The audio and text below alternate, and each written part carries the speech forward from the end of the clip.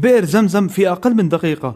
هذا البئر يقع في منطقة صحراوية قاحلة في مكة، ومع ذلك لم ينضب من الماء طيلة 4000 سنة. جيولوجيا يقع البئر على عمق 31 متر فقط، والطبقة الحاملة للمياه عبارة عن طبقة من الصخور النارية، لكن المياه تخللت الشقوق بين هذه الصخور. هيدرولوجيا يضخ البئر بين 11 ل 18 لتر في الثانية، بمعدل نصف مليون متر مكعب من المياه سنويا. جيومورفولوجيا يقع البئر في أعمق نقطة في وادي إبراهيم، ومياهه متجددة من الأمطار التي تسقط على الجبال وتتجمع في الأودية. ويغذي البئر 3 أودية. مياه زمزم غنية بالمعادن، والبئر الشريفة نظيف دوما، حيث لا تنمو فيه الطحالب ولا تلجها الهوام أو الفطريات أو ملوثات الماء المعتادة. ايه موجود داخل بئر زمزم وليه مش بيجف؟ والاهم البوصله ليه تعطلت لما نزلوا جواه؟ السعوديه قررت انها توسع الحرم المكي، واثناء الحفر انفجرت الميه فكله وقف، وده علشان خايفين يبوظوا بئر زمزم. ليه؟ اي ريف في العالم بيكون عباره عن حفره